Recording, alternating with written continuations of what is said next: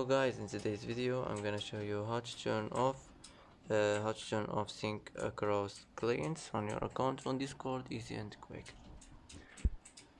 First click on your profile, now click text in the media, and here as you see you will find sync across clients. Just click on it like this and it will be turned off.